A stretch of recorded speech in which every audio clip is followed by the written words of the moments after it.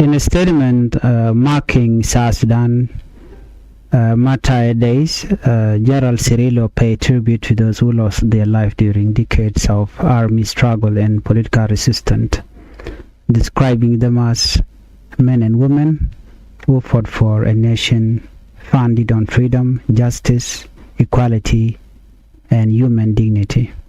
On these important days in our country, I salute and pay tribute to all martyrs of our nation who sacrificed their lives so that the people of South Sudan can live in a country where freedom, equality, justice, right, and dignity reign, Cirillo stated. He said the country's liberation struggle claimed the life of countless South Sudanese from all walks of life, including freedom fighters, political leaders, prisoners of war, civilians, students who supported the liberation movement. Cirillo also honored the farmer and the elder killed for supporting freedom fighters, the women, men, and children who perished under enemy bomb, bullet, and deliberate starvation, saying the nation owes both known and unknown martyrs profound respect, gratitude, and honor. However, the opposition leader argued that the aspiration for which those martyrs died have not been realized under the current government. The sacrifice, for which the sacrifice of the martyrs of South Sudan have, however, been betrayed by Salva Kiir and the SPLM regime, the statement said.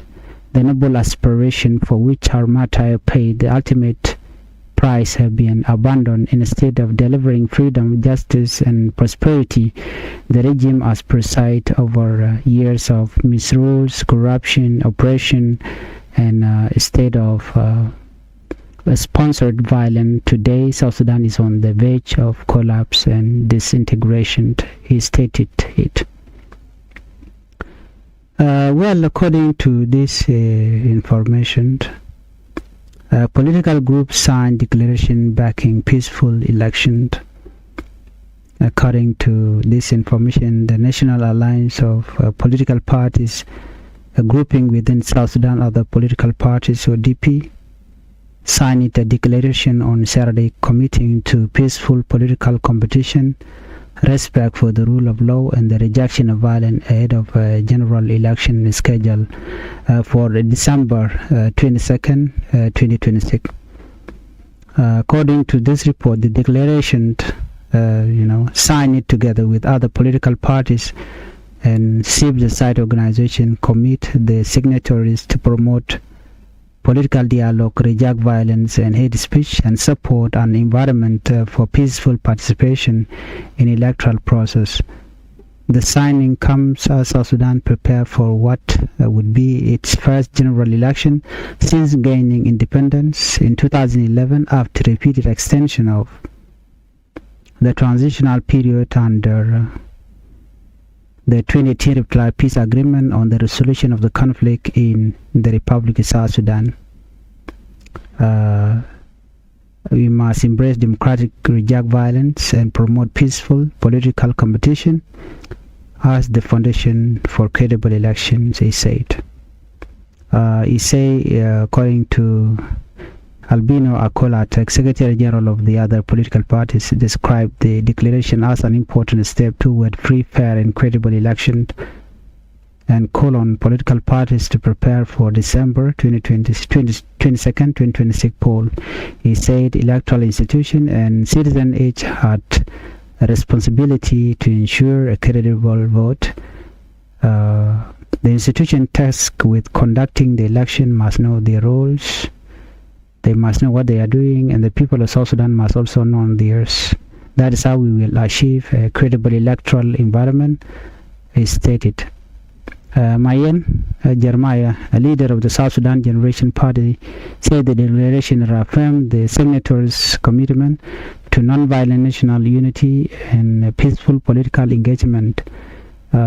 We are ready for the election on December 22nd as political parties, he stated.